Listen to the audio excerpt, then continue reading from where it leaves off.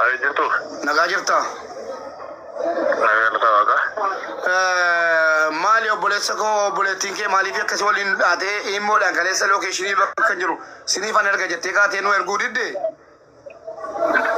Obboleettii keetti maaliif nuun himneti? Har'ammoo guyyaa dubbisaan tureyyuudha. Reeffa argame waan ta'eef oduu dhagaa turre miti. Reeffa argame ka jedhe eenyunni?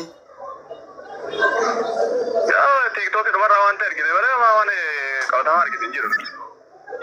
Warri TikTok irra callisanii afaan balu malee reeffi hin argamne. Argame inni yaadame bakka inni tooti dhiibne iyyuudha nama akkuma hin qabu beektu immoo shimmoonaa fi hin hojjetu iyyuudha har'a yaallefise. Amma gaa dubbiin gara biraatti deemaa jirti. Obboleettiin kee namicha qabsiisuun diduuni rakkoo kan qabu nu hubadhu. Akka maatii tokkootti immoo dhiifama nu godhi. Seeraan itti deemna kana booddee. Bakka namummaa jechuudha.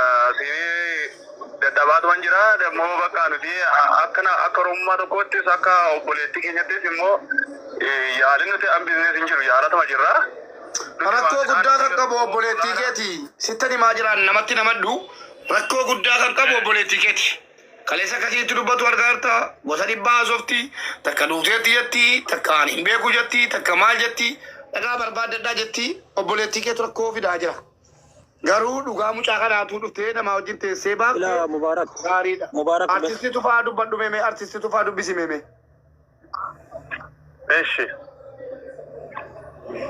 Waan jiru irraa baqachuun gaarii miti. Garamma biyyummaa, namummaa, dhiigummaa, obboleettii tiyya jechaa jirta gara tokko waan taateef qabatama waan obboleettiin ta'e jechaa jirtu sana hojiitti hiikuu qabdaati. Tokko dhalootaan toora tokko ta'uu dubbataa jirta.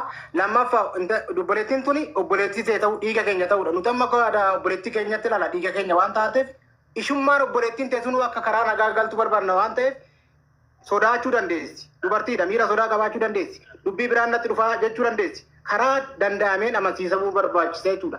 Kan dhugaan ishii ba'uu danda'u gaafa ishiin of taatee bakka ishiin jirtu dubbatteedha.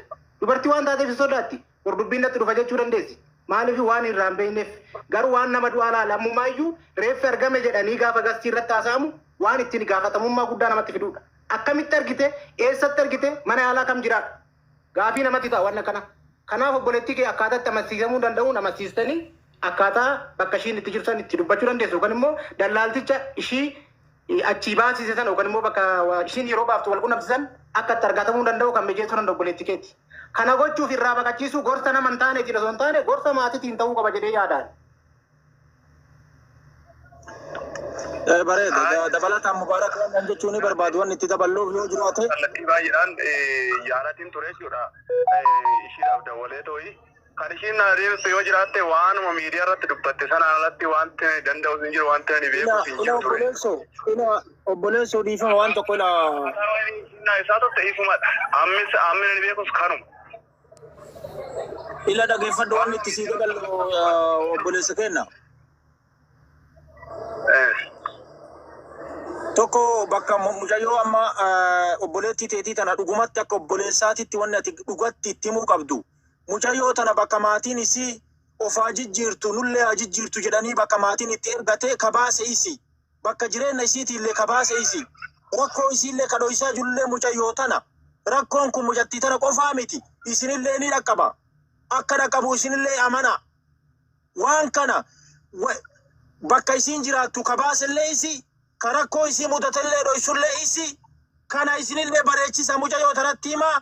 Wanni isiin taatu takka hin jirtu. Uummata Oromoo ka magaalaa kana jirutti ay baate waan isii mudate karaa nagayaati yoo ibsite mootummaa biyya keenyaa irraan qaama uummata Oromoo ka jiru kana irraan taree mootummaan biyya kanaallee wanni isii waa godhullee hin jiru.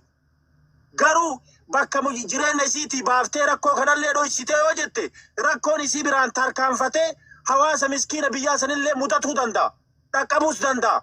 Kana waan ta'eef kanallee isinillee isittillee himaa ofirrattillee beekaa rakkoo kana akka mujayyoon tun furtu nu godha jechuu barbaanna.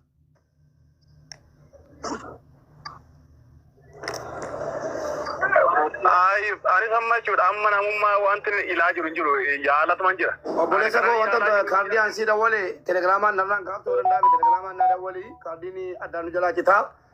Wannan si dabalu yoo jiraate nuti obboleettummaa Oromummaa malee wanni nu ane kutaasii iyyuu miti namoonni harki caalaa asirra jiran ijoollee kutaasiiti miti. Kaan Harargee raayii, kaan Arsii raayii, kaan Shawaarraa kutaa adda addaa irraa dhufee Wallagga irraa dhufee falmaafi jira. Otoo obboleettii kee taates nu akkasuma falmina. Si galee kanaafi dabarsitee namicha mucaa kana butee jirus ta'u waliin butanis ta'u iccitii jiru akka dhuftee nu himtu barbaanna. Itti dawwalii nu waami. Ishi qaba bakka yoo silkii ishinaaf hojjete amma kallattii nama dawwalee fidan akka ishiin liibisin tuqara. Galatoomi. Dabarsee gurguraa ture nama akkanaati. Dhiiraa dubartiin qabu nama gurguruun. Saba ofii galuun ishiin dhiiraa dubartiin qabu. Ishiin duute taanaan obbaafatte jedhama. Garuu kan jiru santu salphata amma namni si biratti gaafa du'e kan du'e sun du'eera hoo du'e ta'e. Lammaffaa kan bira jirtu kun qorannoo guddaa barbaada. Seera keessatti illee bu'uura seeratiin illee bu'uura namummaatiin illee akkuma aadaatiin illee. Namni si biratti dhabamnaan salphina guddaa. Si biratti dhabame taanaan immoo daftee dhugaa isaa baasu taa'anii dhugaa namaa ka baasu waaqa. Dhugaa dhiiga namaa ka baasu waaqa. Namni du'e bar dhugaan isaa yeroo kamuu dhokatu dhugaa waan ta'eef. Dhugaa san baasuu qabu garuu namni bira jiru baasuu qaba. Eenyumaa taanaan sanuu baqattummaan biyya ormaa keessa teessee dhala kee dhiiga keetirra gaafa rakkoon akkasii ga'u karaadhaan osoo hin taane maaloo na dhaqqabaa jechuu qabdi barkeen na dhaqqabaa obboleettii tiyyan na biratti du'e na dhaqqabaa mana namaa baasee toon akkatti haa dabartuuf jedhee jijjiiramaa fiddu jedhee mana ijaazaa galchee achii dallaalli baasee dallaala akkanaatitti yeroo ishiin baatee wal qunnamtu nan beekaa na dhaqqabaa jettee warqeen ba'uu qabdi nuti ishiidhaa ba'uu miti walirraa bu'uun hin jiru maatiidhaa bar har'a gasii irratti reef ishii argame hospitaala jira gaafa jedhan akkamitti argame eessatti argame eenyu sitti meetu jira salphinatti hin deebina waa'ee nama du'ee gaafa haasoftan akkaataatti du'e bakka kamitti akka du'e maaltu akka jeese gaafatamta warra gasii irratti haasoftan wanni tiitoo kana gubbaa deemu hundi ajandaadha ajandaan immoo gochatti ni hiikatu sababa bu'aa qabaachuu qaba wanni dubbattan tokko kanaafuyyuu ishiin akka dhuftu gochuun dirqama ishii birallee hiriyoota ijoollee baay'ee jira jechaa turtan galgala ijoollee baay'eetu ishii bira jira warqee bira ijoollee jijjiran jiranii ijoollee jimmaa faana bira jira eenyu faana bira jira jechaa turte akkaataan ijoolleen hiriyoota ishii sanillee argatan bijaa'uu qabadu ishiin baqatteeyyuu kanaaf yoo irratti dubbannu waa'ee ishii kana gaafa dubbannu waa'ee nama du'ee dubbanna waa'ee nama du'ee gaafa dubbannu dhiiga keenya obboleetti keenya dhugaas nitti himna keessi keenya madaadha ijoolleen biyya arabaa jiran akki isaan itti jiran akka maleedha kan dhalootaafillee biyya kana keessatti yeroo hongee yeroo rakkoo nama keenyaa irraa dubbachuudhaan sirritti gochaan argaman ijoollee biyya arabaa jiran obbolota keenya kan salphina guddaa keessa jiranillee obbolota keenya ijoollee dubartootati gaafa achi deebi'an qorqalbiin isaanii miidhame gaa'illi isaanii jigee rakkoo guddaa keessatti uumamanii kan yeroo ammaa kana ilmaan isaaniitiin faca'anii jiran ijoollee biyya arabaa keessa jiran achi gaafa dhufanis jiruu gaariin jiraatan asii gaafa achi jiranis jiruu gaariin jiraatan garuu walii dhukkubsachuun akka namummaa akka oromummaa gochaanitti walii yaaduun namummaadha. Kanaaf waa'ee nama du'ee gaafa dubbattan keecha achi fiigu osoo hin ta'in dhugaadha fiiga. Dhugaadha dhaabbattee goota. Nama meeqatu nama ajjeesee mana keessatti awwaallamee waggaa meeqa booda mul'ata. Nama meeqatu nama dhirsa niitii ajjeeftee dhirsa niitii ajjeesee madabii jala dhoskee bar waggaa meeqatti mul'ata. Waa'ee nama du'ee dhokata. Waa'ee nama jiraatti du'eetu dhokata. Nama jiraatti du'e ta'uun gaarii miti. Bara kana keessa nama jiraatti du'eetu baay'ata waan taateef. Du'aan du'aa caalu garuu nama jiraatti du'e seenaa nama du'ee fi dhugaa nama du'e awwaaledha.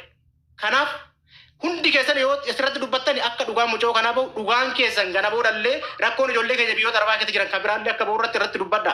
Nuti galee sa'a 5 sa'a 6 kaasirra teenyaa haasofne bar akka ajandaa taatu fi miti. Waan kana irraa dubbannee gahee namummaa obbolummaa keenya bahuu fi akka rakkoon akkanaa obboleen teenya biraan rangeenya irraa dubbachuu barbaanneeti. Kanaaf koppiliin ishee qoraatii biraangaa waan kana irratti xiyyeeffadhaadha obboleessa bilbila amma dubbisame kana irraa bu'uun hin jiru hundi keenya gahee keenya abaan ba'a. Karma jechuu barbaada baay'ee dubbachuudhaaf ajandaa ta'uuf hin dhufne miti dhaggeeffannee hojiitti godhaaf. Thank you artisti tufaa keenya galatoom ulfaadhu. Ijoollee warri riyaadiin jirtan warri community riyaad gurbaan ergasii community riyaad ture gara makkaatti akka inni galeen dhagayan bilbila isaa yaadee jidda gale. Bakka jijjiirratti. Amma community riyaad community Itoophiyaa riyaad eenyuun ni qabatee jiru. Lakkoofsa si ergu amma na ergi malee gargar qabattee hayi. Tanda walaa fi amma. Ergi. Ani viidiyoo kana makiina tajjisi jennaani ariifadhee waraabee waan isaa osoo hin hubatinii malee ani micoo kaleeyyuu otoo wanni kun isin natti